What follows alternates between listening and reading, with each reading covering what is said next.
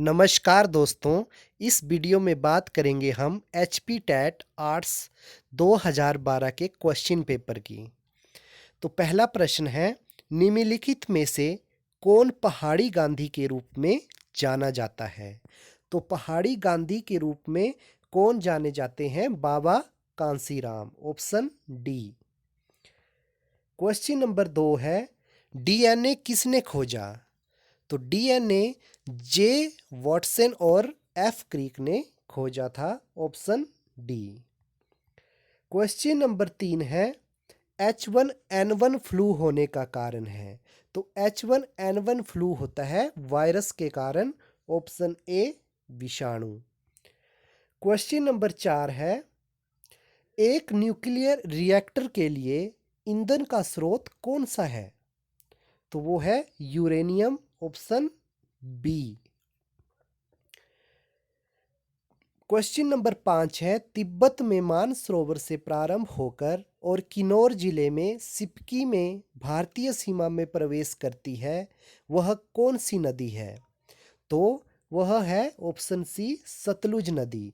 सतलुज नदी को का वैदिक नाम स्तुद्री भी कहा जाता है और ये कहाँ से निकलती है? मानसरोवर झील से, जो कहाँ स्थित है? तिब्बत में। और हिमाचल प्रदेश के किन्नौर जिले में एक दर्रा है, सिपकिला दर्रा, वहाँ से ये हिमाचल प्रदेश में प्रवेश करती है।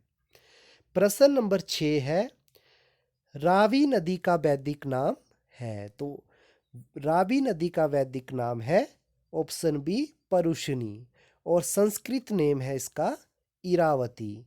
और स्तुद्री मैंने आपको बता दिया, ये किसका नाम है? सतलुज नदी का। प्रश्न नंबर 7 की बात करते हैं, अपनी पुत्री चंपावती के नाम पर चंबा का नाम किसने रखा? तो चंबा का नाम किसके नाम पर पड़ा? चंपावती के नाम पर। और ये किसकी पुत्री थी? राजा साहिल वर्मन की, ऑप्शन ए। अगला प्रश्न है प्रश्न नंबर 8, सन 1009 में कांगड़ा किला किसने लूटा और अधिकार कर लिया था? तो 1009 में कांगड़ा जिले में किसने आक्रमण किया था? मोहम्मद गजनबी ने, ऑप्शन बी। प्रश्न नंबर 9 है, ट्रेडमिल टेस्ट टीएमटी डैश के उपचार के लिए किया जाता है? तो ये किया जाता है हार्ट के लिए, हृदय के लिए, ऑप्शन ए। प्रश्न नंबर 10 है, एक उल्का है? तो एक उल्का है, ऑप्शन बी इसका सही आंसर होगा। एक पदार्थ का टुकड़ा जो बाहरी अंतरिक्ष से पृथ्वी के वातावरण में प्रवेश कर चुका है, ऑप्शन बी इसका सही आंसर होगा। प्रश्न नंबर 11 है, विश्व में चाय का सबसे बड़ा निर्यातक कौन सा है? तो इसका जो सही आंसर है वो है ऑप्शन सी श्रीलंका। प्रश्न नंबर 12 है, ओजोन अपक्ष का मुख्य कारण है? तो जो ओजोन परत है उसको कौन प्रभावित करती है? वो करती है क्लोरोफ्लोरोकार्बन, ऑप्शन बी। प्रश्न नंबर 13 है, जीवाश्म अध्ययन कहलाता है?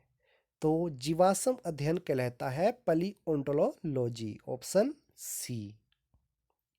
प्रश्न नंबर 14 है, हाल ही में भाई चंग भूटिया खबरों में था, वह कौन से खेल से संबंधित है? तो ये करंट अफेयर का क्वेश्चन है 2012 का। तो इसका जो सही आंसर था वो था ऑप्शन बी फुटबॉल। प्रश्न नंबर 15 है, विश्व व्यापार संगठन WTO पहले जाना जाता था? तो WTO पहले किसके नाम से जाना जाता था? ये जाना जाता था GATT, ऑप्शन बी। भारतीय मुद्रा का संकेत का परिरूप दिया गया है? तो भारतीय मुद्रा के संकेत का परिरूप किसने दिया है? डी उदय कुमार द्वारा, ऑप्शन ए। जनगणना 2011 के अनुसार राष्ट्रीय स्तर पर कुल लिंग अनुपात जनगणना 2001 में 933 से बढ़कर डैश तक पहुंच गया। तो ये किस में आजकल जो है वो लिंग अनुपात कितना है 2011 के अनुसार? Option B 943। बहुत बार ये प्रश्न आता है।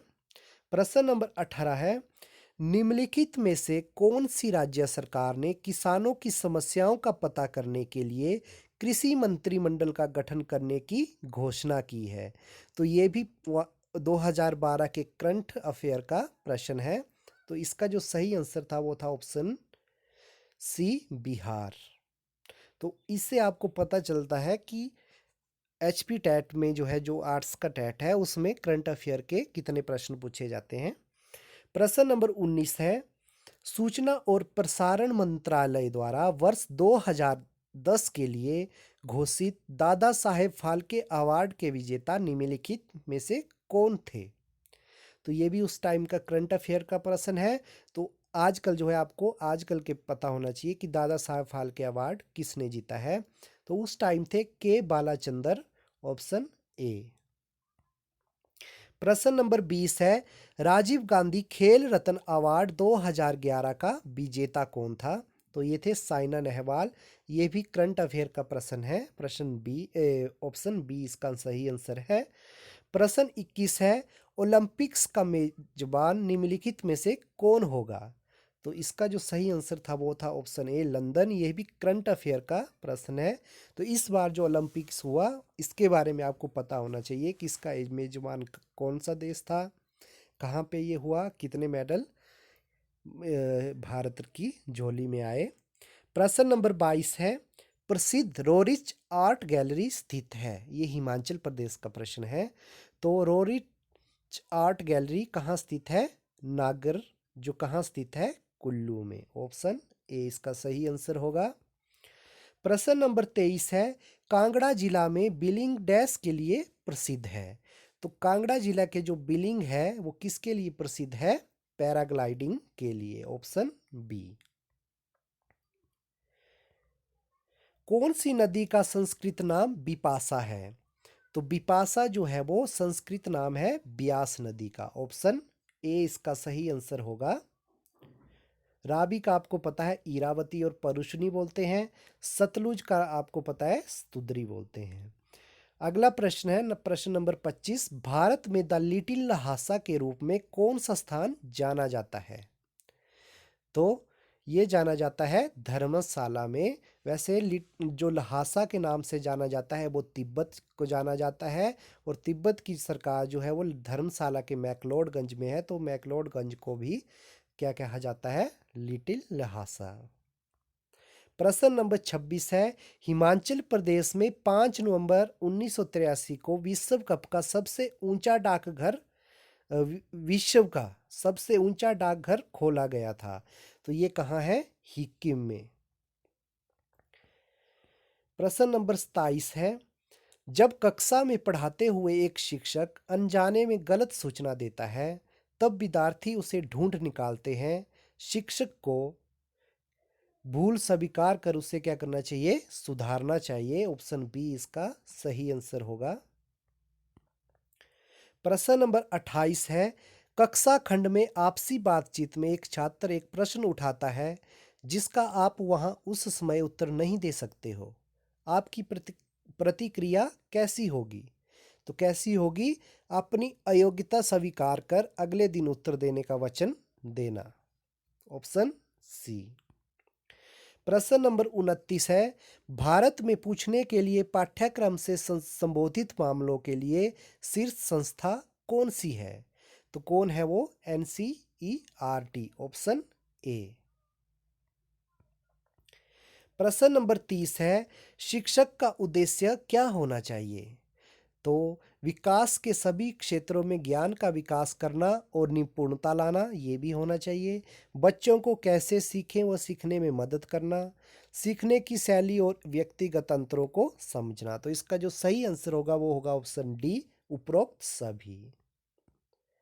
प्रश्न नंबर 31 है, आपकी कक्षा की एक छात्रा द्वारा कक्षा में छेड़ने की शिकायत करती है। इस समय को इस समस्या को आप कैसे हल करेंगे? तो इसका जो सही आंसर होगा वो होगा ऑप्शन सी, अपने ढंग से पूछताछ करना। प्रश्न नंबर 32 है, आईईपी का पूरा नाम है। तो आईईपी का पूरा नाम है आई से individualised education plan, option B. प्रश्न नंबर 33 है, जब कक्षा में अधिकतर विद्यार्थी कोई संकल्पना स्पष्ट नहीं समझते हैं तब शिक्षक को उस संकल्पना पर कोई सुलभ क्रिया को करके बताना चाहिए, ऑप्शन बी इसका सही आंसर होगा। प्रश्न नंबर 34 है, शब्द सीसीई निहित करता है। सीसीई निहित करता है बच्चों के विकास के शैक्षिक और सहशैक्षिक पहलुओं का मूल्यांकन करना, ऑप्शन सी। प्रश्न नंबर 35 है, एक शिक्षक को होना चाहिए। तो विषय पर प्रभुत्व, नेतृत्व गुण, अनुशासन रखने वाला, ये सभी गुण होने चाहिए एक शिक्षक के अंदर। तो इसका जो सही आंसर होगा वो होगा ऑप्शन डी, उपरोक्त सभी। प्रश्न नंबर 36 है, छात्रों के बीच व्यक्तिगत भेदभाव पाने पर एक शिक्षक की भूमिका क्या होनी चाहिए, ऑप्शन सी इसका सही आंसर होगा, ए और बी दोनों। छात्रों का योग्यताएं, क्षमताएं, हितों एवं मनोकृतियों को जानने की कोशिश, व्यक्तिगत आवश्यकताओं के अनुरूप पाठ्यक्रम को अनुकूलन करने की कोशिश। प्रश्न नंबर 37 है, गुणवत्ता युक्त शिक्षण के लिए निम्नलिखित में से कौन सा अच्छा नहीं है। तो इसका जो सही आंसर है वो है ऑप्शन सी, पुस्तकों की मदद लेना। प्रश्न नंबर 38 है, कक्षा 8वीं की रीमा स्पोर्ट्स में भविष्य नहीं है और स्पोर्ट्स में अपने करियर को आगे बढ़ाना चाहती है, आप उसको क्या सुझाव देंगे। तो इसका जो सही आंसर होगा वो होगा ऑप्शन बी, अपनी महत्वाकांक्षा को पाने में उसे कठिन परिश्रम करना चाहिए। प्रश्न नंबर 39 है, 12 वर्ष की सालू ने अपने शिक्षकों के बातचीत करने के तरीके की नकल करना प्रारंभ किया है, उसके इस व्यवहार का स्वरूप जाना जाता है। तो इसका जो सही आंसर है वो है ऑप्शन बी, हस्तांतरण। प्रश्न नंबर 40 है, शिक्षण के लिए निम्नलिखित में से सबसे अधिक जरूरी कौन सा है। तो ये है सीखने की इच्छा, ऑप्शन डी। प्रश्न नंबर 41, आपकी कक्षा का एक छात्र आदित्य दृष्टिबाधित है, आगे आप एक स्कूल में समारोह रखने वाले हो, आप क्या करोगे। इसका सही आंसर होगा ऑप्शन ए, आप उसे उद्घोषक का पाठ देते हो।